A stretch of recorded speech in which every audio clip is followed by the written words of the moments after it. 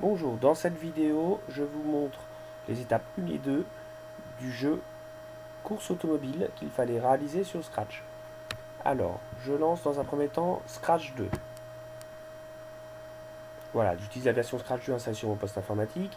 Je ferai voir dans une vidéo qui est également jointe au mail la réalisation de l'exercice sur la version Scratch 3, qui peut être en ligne ou installée sur le poste.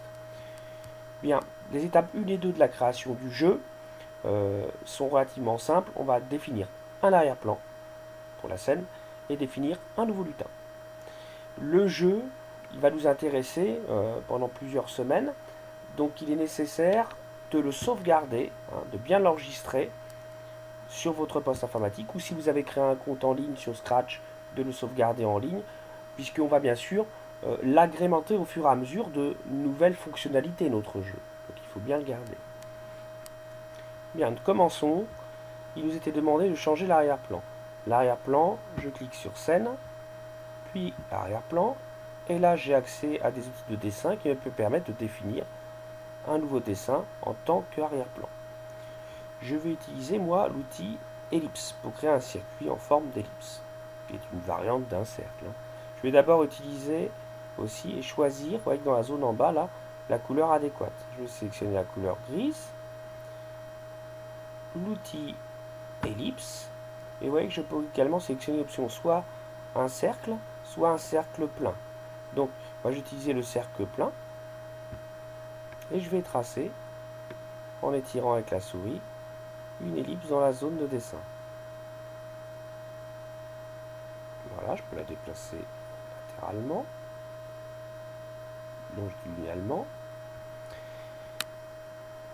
Voilà, la première ellipse est créée.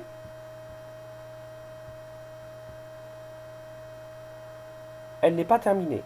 On veut créer bien sûr une autre ellipse à l'intérieur, cette fois-ci de couleur blanche. Même démarche, je vais sélectionner la couleur blanche.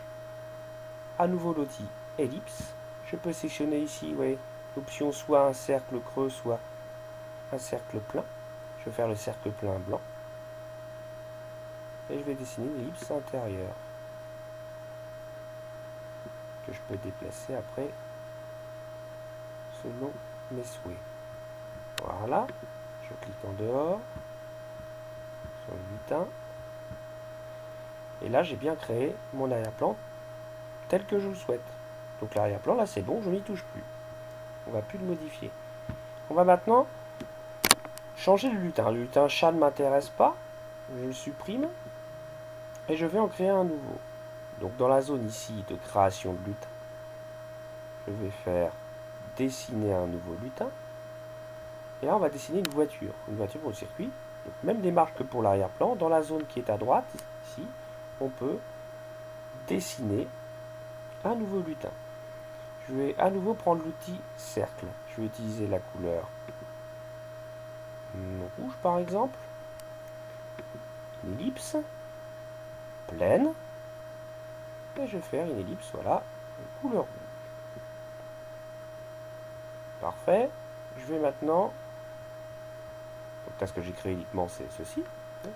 Je vais créer maintenant les roues de la voiture en vue de dessus, bien sûr. On considère qu'on visualise la voiture en vue de dessus, comme si on était au-dessus du circuit. Je prends l'outil rectangle, je vais tracer un premier rectangle, mais d'abord je vais sélectionner la couleur noire. Pareil, un rectangle plein. Je vais faire un premier rectangle qui symbolisera la roue avant droite. Voilà. Et là, je vais appuyer sur la touche CTRL et C. CTRL C, c'est-à-dire copier. Et je vais cliquer ensuite sur CTRL plus V, c'est-à-dire coller.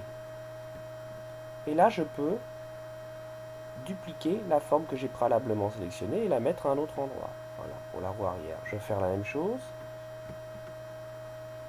pour l'autre roue. Et encore une fois pour la dernière. Voilà.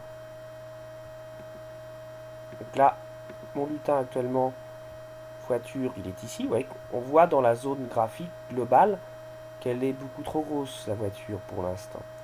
Donc nous, on a la possibilité de l'augmenter son volume proportionnellement ou de la réduire. Donc pour augmenter ou réduire proportionnellement, on a un outil ici, réduire ou agrandir. On va prendre réduire et on va cliquer dans la fenêtre ici à droite sur le lutin que l'on est en train de dessiner. Et vous allez voir que voilà, plus je clique, plus la voiture réduit de volume. Donc là c'est bon, je peux considérer que sa dimension est correcte. Hein. Hop. Je désélectionne l'outil. Je reviens sur ma scène. Puis là je peux reprendre mon lutin pour la déplacer n'importe où. Pour l'instant ça n'a pas d'importance. Donc là on a bien créé une scène, on a créé un lutin. Il va nous rester l'étape 3, c'est l'étape qui sera à faire pour la scène prochaine. C'est-à-dire, eh bien maintenant ce lutin voiture, il va falloir le piloter, ce lutin, lui donner des instructions, donc créer des programmes pour que la voiture, eh bien, elle se déplace sur le circuit grâce aux touches du clavier. Ça, c'est l'étape suivante.